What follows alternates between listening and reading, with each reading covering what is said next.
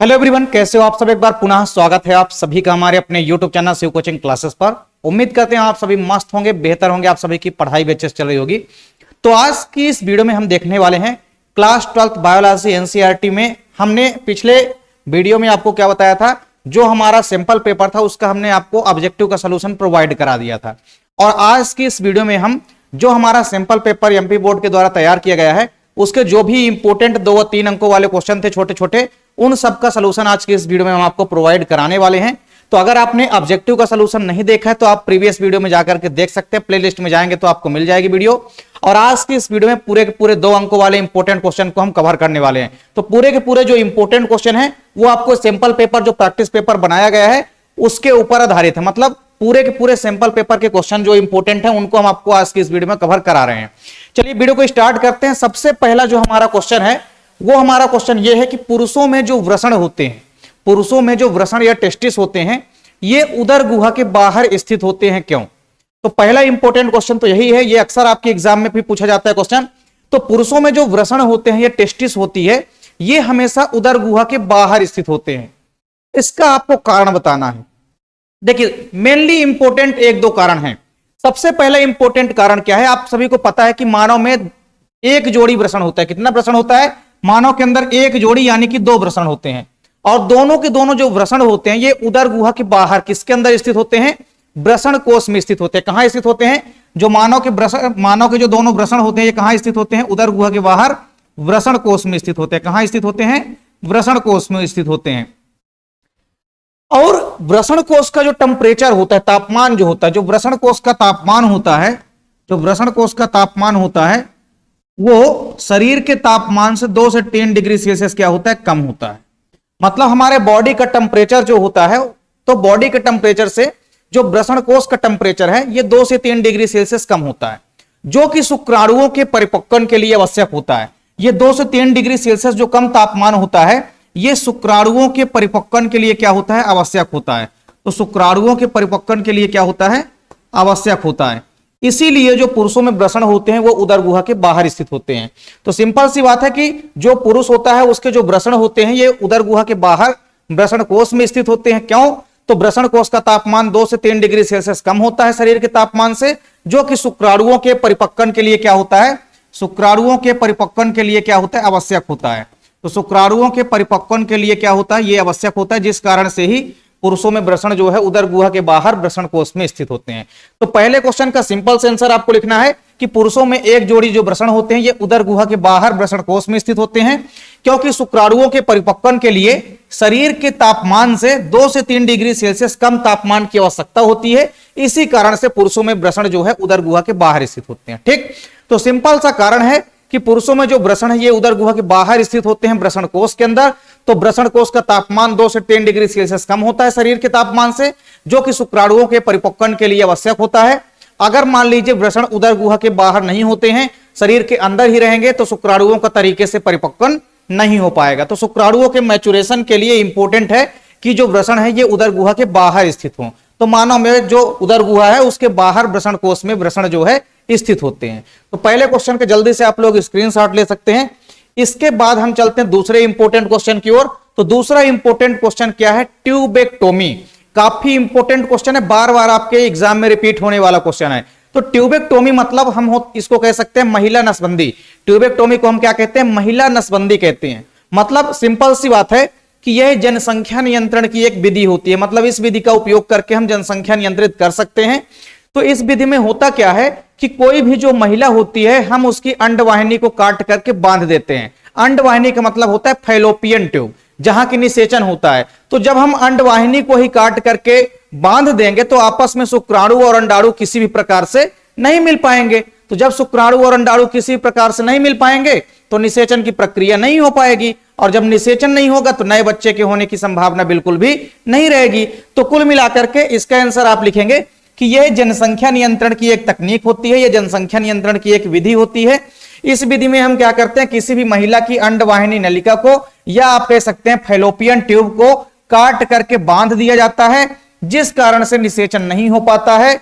इसे हम महिला नसबंदी भी कहते हैं। क्या कहते हैं? इसे हम महिला नसबंदी भी कहते हैं, क्योंकि इस विधि में महिला की नसबंदी की जाती है, मतलब महिला की अंडवाहिनी नलिका को काट करके बांधा जाता है, इसलिए इसे हम महिला नसबंदी भी कहते हैं। तो दूसरा इंपॉर्टेंट क्वेश्चन है, इसका भी आप लोग स्क्रीनशॉट ले सकते हैं। तो ट्यूबेक्टोमी क्या है? तो परिवार नियोजन की या परिवार कल्याण की एक विधि होती है, जिस विधि में हम क्या करते हैं, जिस विधि में हम महिला की अंडवाहिनी नलिका को काट करके बांध देते हैं, जिस कारण से शुक्राणु और अंडाणु आपस में नहीं मिल पाएंगे, अर्थात उनके मध्य निषेचन नहीं हो पाएगा। तो इस प्रकार से नए बच्चे होने की संभावना भी पूरी तरह से नहीं रहेगी। चलिए, तो इसके बाद अब हमारा तीसरा इंपॉर्टेंट क्वेश्चन है वैसेक्टोमी। वैसेक्टोमी की यदि हम बात करते हैं तो सेम जैसे आपने महिला नसबंदी पढ़ी उसी प्रकार से इसको हम पुरुष नसबंदी कहते हैं, क्योंकि इस विधि का उपयोग पुरुषों के अंदर किया जाता है। इस विधि में हम क्या करते हैं, किसी भी पुरुष की जो शुक्र वाहिनी होती है, शुक्र वाहिनी का मतलब होता है वाश डिफरेंस, जिसके माध्यम से शुक्राणु जो है ऊपर जाता है, शुक्राशय से मिलता है। तो कुल मिलाकर के आप देखेंगे कि जब शुक्रवाहिनी नलिका को ही काट करके बांध दिया जाएगा, मतलब वाश डिफरेंस को ही काट करके जब बांध देते हैं, तो शुक्राणु आगे नहीं जा पाते हैं और स्खलन के समय जो है शुक्राणु नहीं निकल पाते हैं, जिस कारण से शुक्राणु और अंडाणु के मिलने की प्रक्रिया ही नहीं हो सकती है पूरी तरह से, अर्थात निषेचन नहीं होगा और नए बच्चे होने की संभावना बिल्कुल भी नहीं रहेगी। तो आपको सीधे से लिखना है कि इसे हम पुरुष नसबंदी भी कहते हैं, क्योंकि इस विधि का उपयोग पुरुषों के अंदर किया जाता है। इस विधि में हम क्या करते हैं, पुरुषों की जो शुक्रवाहिनी होती है, जिसको कि हम वाश डिफरेंस भी कहते हैं, इस वाश डिफरेंस या शुक्रवाहिनी को काट करके बांध देंगे, जिस कारण से जब स्खलन होगा तो स्खलन के समय आप देखेंगे कि शुक्राणु बाहर नहीं निकलेंगे और शुक्राणु अंडाणु किसी प्रकार से फिर आपस में नहीं मिल पाएंगे। तो इस प्रक्रिया को हम बोलते हैं वैसेक्टोमी। पुरुषों के द्वारा अपनाई जाने वाली एक विधि है और यह भी जनसंख्या नियंत्रण के लिए ही अपनाई जाती है। तो सिंपल सी बात है, 2-3 लाइन की परिभाषा है जिसको आपको कंप्लीट करनी है। तो किसी भी पुरुष के अंदर हम क्या करते हैं, उसकी शुक्रवाहिनी को काट करके बांध देते हैं, जिस कारण से स्खलन के समय शुक्राणु नहीं निकल पाते और निषेचन की प्रक्रिया नहीं हो पाती है। इसी क्रिया को हम बोलते हैं वैसेक्टोमी। चलिए, इसके बाद हमारा अगला इंपॉर्टेंट क्वेश्चन है टर्नर सिंड्रोम और डाउन सिंड्रोम क्या होते हैं। देखिए, टर्नर सिंड्रोम की अगर हम बात करते हैं तो यह लिंग गुणसूत्रों में होता है। इसमें क्या होता है, जो टर्नर सिंड्रोम हमारा होता है, जो लिंग गुणसूत्र होता है, आप देखे होंगे लिंग गुणसूत्र जो होते हैं, लिंग गुणसूत्रों की संख्या 2-2 होती है। यदि हम नर में देखें तो नर में जो हमारा लिंग गुणसूत्र होता है वो यक्ष वाई होता है, और मादा में जो हमारे लिंग गुणसूत्र होते हैं वो होते हैं यक्ष यक्ष। तो ये टर्नर सिंड्रोम जो है अधिकतर महिलाओं के अंदर देखने को मिलता है। टर्नर सिंड्रोम में होता क्या है कि जो हमारा पूरे का पूरा ओवरऑल आप देखेंगे कि जो हमारा लिंग गुणसूत्र होता है, लिंग गुणसूत्र में क्या हो जाता है, मोनोसोमी हो जाती है। मोनोसोमी का मतलब होता है एक गुणसूत्र की कमी। तो लिंग गुणसूत्र में महिला के 2 यक्ष गुणसूत्र होते हैं, तो एक यक्ष गुणसूत्र की क्या हो जाती है, कमी हो जाती है। इसको ही हम बोलते हैं टर्नर सिंड्रोम। तो टर्नर सिंड्रोम में आप देखेंगे कि टर्नर सिंड्रोम से ग्रसित कोई भी अगर व्यक्ति है तो उस व्यक्ति में 2 लिंग गुणसूत्रों में से केवल एक ही एक्स गुणसूत्र पाया जाता है। 2 लिंग गुणसूत्रों में से केवल एक ही एक्स गुणसूत्र पाया जाता है। मतलब किसी महिला के अंदर 2 एक्स गुणसूत्र अगर हैं तो उसके लिंग गुणसूत्रों में से केवल एक ही एक्स गुणसूत्र पाया जाएगा, एक एक्स गुणसूत्र नहीं दिखाई देगा। ठीक है, तो ऐसे सिंड्रोम को हम बोलते हैं टर्नर सिंड्रोम। तो टर्नर सिंड्रोम से मान लीजिए अगर कोई महिला ग्रसित है तो उस महिला का जो कद होता है, यानी जो हाइट होती है, वो छोटी रह जाती है।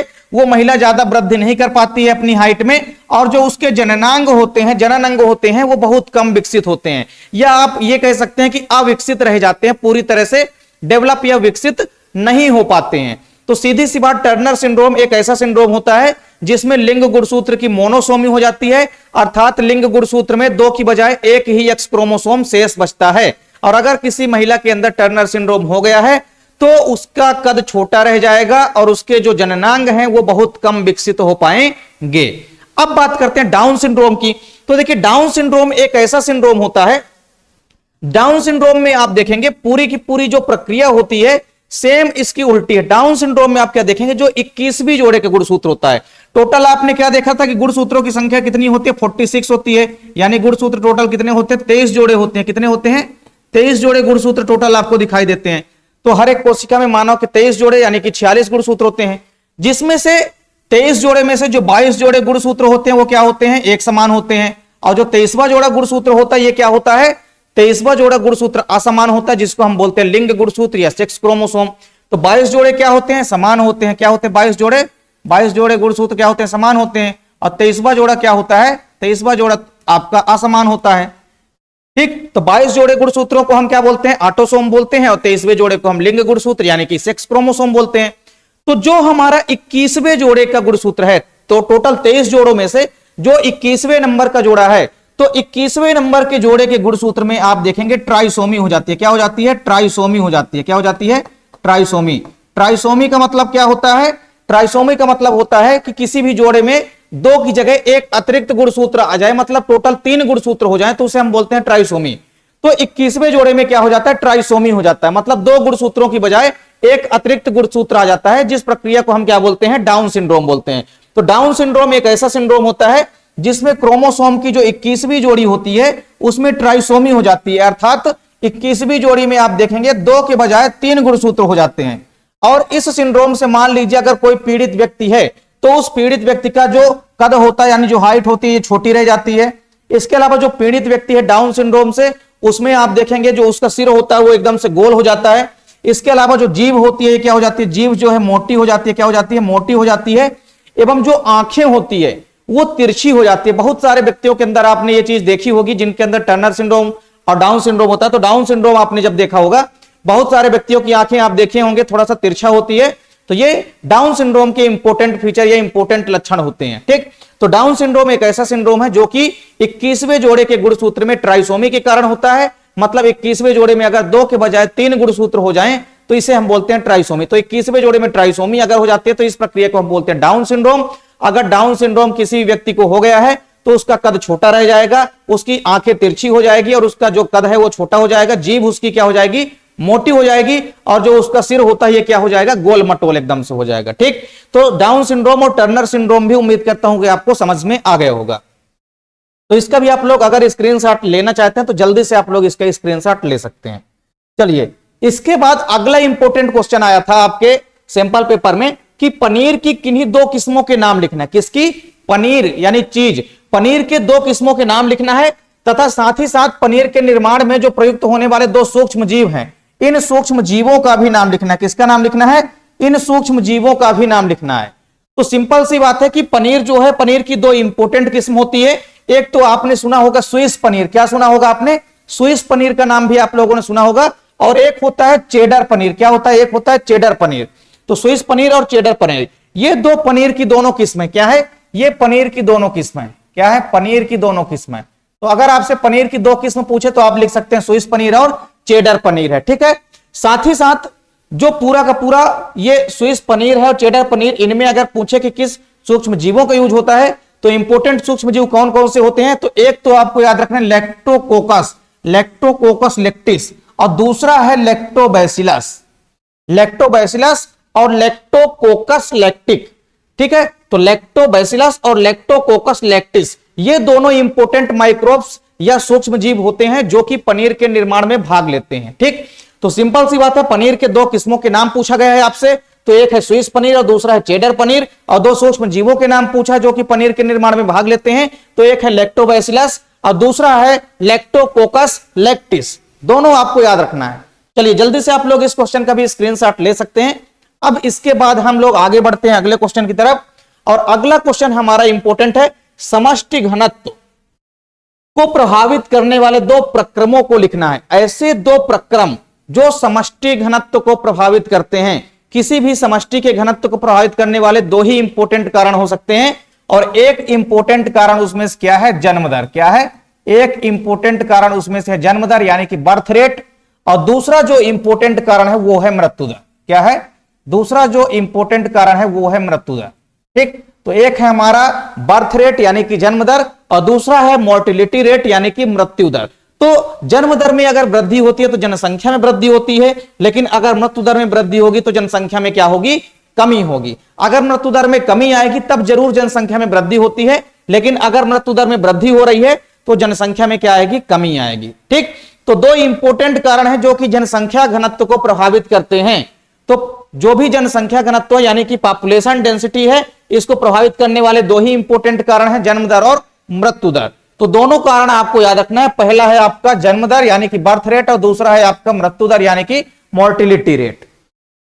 चलिए, इसके बाद हमारा अगला इंपॉर्टेंट क्वेश्चन है कि स्वस्थानीय संरक्षण एवं बाह्य स्थानीय संरक्षण में कोई 2 अंतर बताना था। क्या बताना था, दो अंतर इंपॉर्टेंट डिफरेंस बताना था आपको, स्वस्थानीय संरक्षण और आपको बताना था बाह्य स्थानीय, यानी इन सिटू कंजर्वेशन और एक्स सिटू कंजर्वेशन, दोनों में आपको दो इंपॉर्टेंट डिफरेंस बताना था। तो सबसे पहले तो आपको यह पता होना चाहिए कि जो स्वस्थानीय संरक्षण होता है, स्वस्थानीय का मतलब होता है पर्टिकुलर उसी स्थान में, जिस स्थान में मान लीजिए कोई भी स्पीसीज या जातियां आपस में निवास कर रही हैं, उन स्पीसीज या जातियों को उनके प्राकृतिक यानी कि मूल आवासों में ही अगर सुरक्षित रखा जाता है तो इसको हम बोलते हैं स्वस्थानीय संरक्षण। मतलब जहां पे वो जंतु रह रहे हैं वहीं पे अगर हम उनकी सुरक्षा के लिए व्यवस्था बना दें और उनको सुरक्षित करके रखें तो इसको हम बोलते हैं स्वस्थानीय संरक्षण। लेकिन अगर कोई स्पीसीज मान लीजिए यहां निवास कर रही है दूसरे शहर में, अब हम उसको किसी दूसरे शहर में ले जाएं, मतलब जहां पे वो निवास कर रही हैं स्पीसीज, उनको वहां से उठा करके हम किसी दूसरे स्थान पे ले जाकर के वहां पे छोड़ दें या वहां पे उनके रहने की व्यवस्था बना दें किसी दूसरे स्थान पे जहां पे वो नहीं रह रहे थे पहले। तो जहां पे अगर कोई पर्टिकुलर प्रजातियां रह रही हैं वहीं पर अगर हम उनका संरक्षण करते हैं तो इसको हम बोलते हैं स्वस्थानीय संरक्षण।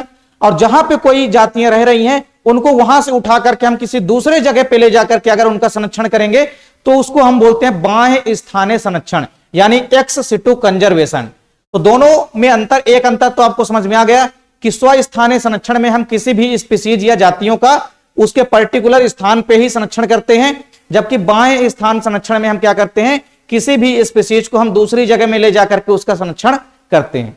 दूसरा इंपॉर्टेंट डिफरेंस आपको क्या लिखना है कि अगर हम बात करते हैं एक्स सिटू कंजर्वेशन की, किसकी, एक्स सिटू कंजर्वेशन की। एक्स सिटू कंजर्वेशन का मतलब क्या है, एक्स सिटू कंजर्वेशन का मतलब बाह्य स्थानीय संरक्षण।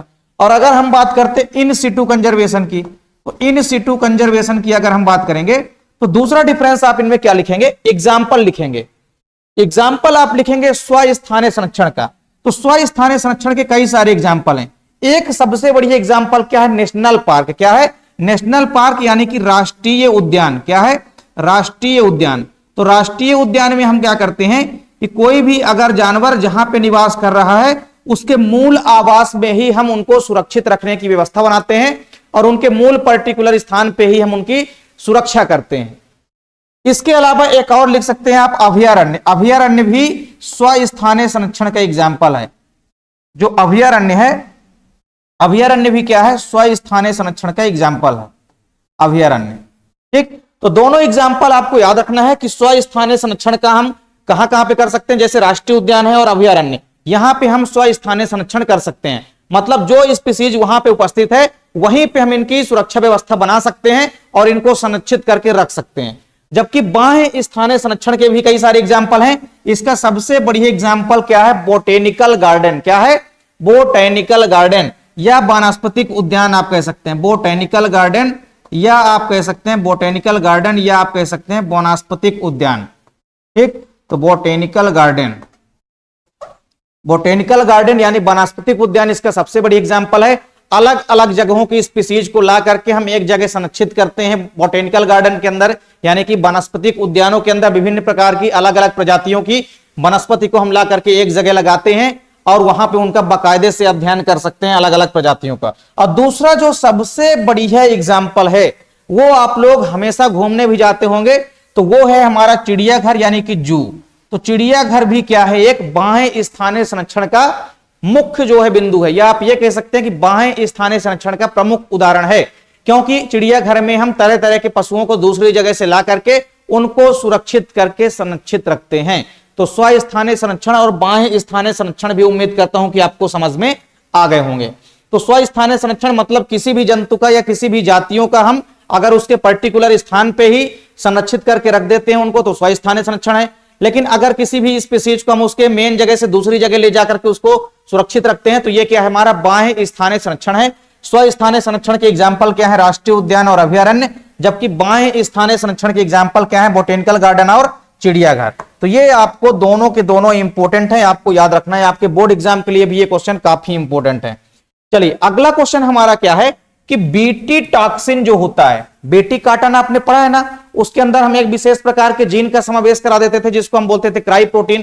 तो बीटी काटन के अंदर कुल मिलाकर के जो बीटी टॉक्सिन होता है, यानी जो एक प्रकार से खतरनाक या हानिकारक पदार्थ होता है बीटी टॉक्सिन, तो बीटी का टॉक्सिन जो है उस जीवाणु को तो नहीं मारता है, जिस जीवाणु के अंदर से हम प्राप्त करते हैं बीटी कार्टन को, तो बीटी कार्टन जो बीटी टॉक्सिन होता है, बीटी टॉक्सिन जो है उस जीवाणु को खत्म नहीं कर सकता है जिस जीवाणु के अंदर यह बनता है, लेकिन इसे ग्रहण करने वाले जो कीट होते हैं वो मर जाते हैं। इसका कारण लिखना है। मतलब जो बीटी टॉक्सिन होता है ये उस जीवाणु को तो नहीं मारता जिससे वह बनता है, मतलब जिससे बना होता है बीटी टॉक्सिन, ये उस जीवाणु को खत्म नहीं कर सकता है, लेकिन इसे ग्रहण करने वाले कीट को मार देता है जो बीटी टॉक्सिन है। जैसे ही बीटी टॉक्सिन को कोई अलग से जीवाणु या कोई बीटी टॉक्सिन को अलग से कोई भी जीव ग्रहण करेगा, उस कीट को ये बीटी टॉक्सिन क्या कर देते हैं, नष्ट कर देते हैं या मार देते हैं। इसका आपको कारण बताना है। तो देखिए होता क्या है कि जो बीटी टॉक्सिन होता है ये जीवाणुओं के अंदर निष्क्रिय अवस्था में रहता है। कैसा रहता है? हमेशा बीटी टॉक्सिन जो होता है किसी भी बैक्टीरिया के अंदर, जो हमारा बीटी टॉक्सिन है ये किसी भी बैक्टीरिया के अंदर क्या होता है, किसी बैक्टीरिया के अंदर ये निष्क्रिय अवस्था में होता है। कैसा होता है? बीटी टॉक्सिन जो है किसी भी बैक्टीरिया के अंदर निष्क्रिय होता है। कैसी अवस्था में होता है? निष्क्रिय स्टेट में होता है, यानी कि निष्क्रिय अवस्था में होता है। लेकिन जैसे ही कीट इसका भक्षण करते हैं तो कीट की आंतों का जो पीएच मान होता है वो क्या होता है? क्षारीय होता है। जो कीट होते हैं यानी जो इंसेक्ट होते हैं, कीटों का जो पीएच मान होता है, पीएच मान, कीटों का पीएच मान क्या होता है? कीटों का पीएच मान जो होता है ये क्षारीय होता है। क्या होता है? कीटों का जो पीएच मान होता है ये क्षारीय होता है। तो कीटों के पीएच मान के क्षारीय होने के कारण ये जो बीटी टॉक्सिन है ये सक्रिय हो जाता है। क्या हो जाता है? चूंकि कीट का जो पीएच मान होता है क्षारीय हो जाता है, जिस कारण से जो बीटी टॉक्सिन होता है, जो बीटी टॉक्सिन होता है ये क्या हो जाता है? बीटी टॉक्सिन जो होता है ये सक्रिय हो जाता है। क्या हो जाता है? बीटी टॉक्सिन जो है ये सक्रिय यानी कि एक्टिव हो जाता है, और इस कारण से ही कीट क्या होते हैं? खत्म हो जाते हैं। ठीक है, तो सिंपल सा कारण आपको बताना है कि जो बीटी टॉक्सिन होता है ये जीवाणु के अंदर निष्क्रिय अवस्था में रहता है, जिस कारण से यह जीवाणुओं को नहीं मारता है। लेकिन जब कीट इस निष्क्रिय टॉक्सिन को खाता है तो कीट के आंत में क्या होते हैं? जो पीएच मान होता है, जो किसी भी कीट के अंदर का पीएच मान होता है वो क्या होता है? क्षारीय होता है, जिस कारण से क्षारीय माध्यम होने के कारण जो पूरे के पूरे बीटी टॉक्सिन होते हैं ये क्या हो जाते हैं? निष्क्रिय से सक्रिय अवस्था में बदल जाते हैं, और ये कीटों को फिर क्या कर देते हैं? मार देते हैं। तो सिंपल सा कारण है कि बीटी टॉक्सिन जीवाणु के अंदर निष्क्रिय अवस्था में होता है, जिस कारण से यह जीवाणुओं को नष्ट नहीं कर सकता या जीवाणुओं को नहीं मारता है। लेकिन जैसे ही कोई जीव इसका भक्षण करता है, कोई कीट इसका भक्षण करता है, तो कीटों की आंत का जो पीएच मान होता है वो क्षारीय होता है, जिस कारण से उनकी आंतों में पहुंचने के पश्चात बीटी टॉक्सिन जो है क्या कर देता है? सक्रिय अवस्था में बदल जाता है, जिस कारण से ये क्या कर देता है? कीटों को क्षतिग्रस्त कर देता है, उनको नुकसान पहुंचाता है, और कीटों को मारने की क्षमता भी होती है, अर्थात कीटों को नष्ट कर देता है। तो ये इंपॉर्टेंट क्वेश्चन आपके सैंपल पेपर में दिया गया है, इसका भी आप लोग सोल्यूशन कर सकते हैं। छोटे छोटे क्वेश्चन थे तो ये क्वेश्चन भी आप देख सकते हैं। इसका भी अगर आप लोग स्क्रीनशॉट लेना चाहे तो आप लोग जल्दी से इसका स्क्रीनशॉट ले सकते हैं। चलिए, इसके बाद हमारा अगला क्वेश्चन है कि जीन चिकित्सा किसे कहते हैं, यानी जीन थेरेपी क्या होती है, और आपको यह भी बताना है कि उस पहले चिकित्सा प्रकरण का नाम बताना है जिसमें इसका उपयोग किया था। यानी आपको यह बताना है कि जीन थेरेपी का प्रयोग सबसे पहले किसके अंदर किया गया था। तो सबसे पहले तो आपको पता है कि जीन थेरेपी क्या होती है। किसी भी व्यक्ति के अंदर मान लीजिए गड़बड़ जीन है, तो हम क्या कर सकते हैं? उस गड़बड़ युक्त जीन को हटा करके उसकी जगह में सही और स्वस्थ जीन का समावेश करा सकते हैं, अर्थात रोगी व्यक्ति को हम ठीक कर सकते हैं जीन चिकित्सा के माध्यम से। तो सिंपल सी बात है कि इस विधि के द्वारा हम किसी भी गड़बड़ी युक्त जीन को सही व स्वस्थ जीन के द्वारा रिप्लेस कर सकते हैं, प्रतिस्थापित कर सकते हैं।